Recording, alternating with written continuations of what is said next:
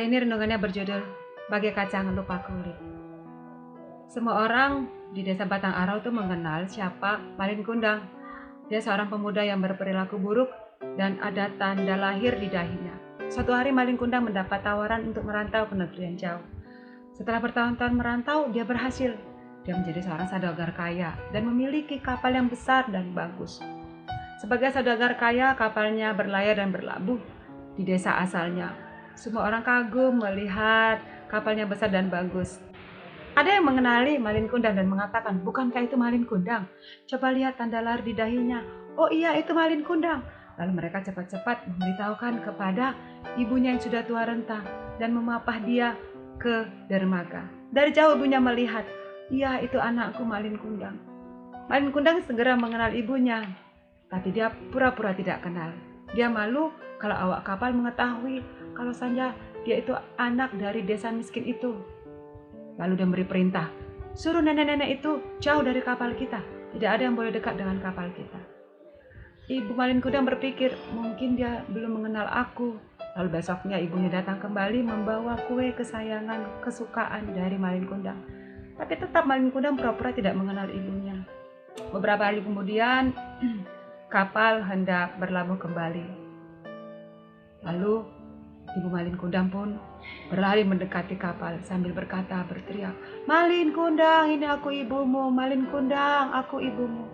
Tetapi Malin Kundang memalingkan wajahnya. Belum jauh dari dermaga, kapal berlayar, tiba-tiba langit menjadi gelap. Angin kencang, sangat kencang, dan datang halilintar yang menjungkir balikkan kapal tersebut. Akhirnya kapal tersebut bersama seluruh isinya menjadi sebuah batu karang. Dan sampai sekarang batu karang itu ada di muara Sungai Batang Arau. Adik-adik, apakah Malin Kundang tidak mengenal atau apakah Malin Kundang lupa bahwa itu ibunya? Tidak. Yang dilupakan Malin Kundang ialah bahwa ia anak ibu itu.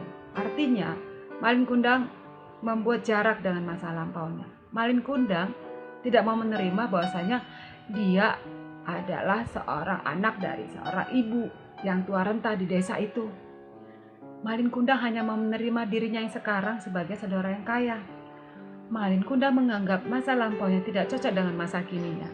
Dan dia tidak mampu melihat bahwasanya masa kininya itu adalah kelanjutan dari masa lampaunya. Adik-adik, perilaku seperti ini biasa juga terjadi pada kalian anak remaja. Ketika kalian tidak mencari jati diri kalian akan melepaskan ikatan-ikatan kalian pada masa lampau. Manusia perlu dididik untuk mengingat masa lampaunya, adik-adik, yaitu mengakui bahwasanya masa kininya adalah lanjutan dari masa lampau, atau bahwa adanya masa kini adalah berkat adanya masa lampau. Ulangan 30 ayat 7 tertulis, "Ingatlah kepada zaman dahulu kala, perhatikanlah tahun-tahun keturunan yang lalu. Tanyakanlah kepada ayahmu, maka ia memberitahukannya kepadamu, kepada para tua-tuamu." Pengkhotbah 12 ayat 1. "Ingatlah akan penciptamu."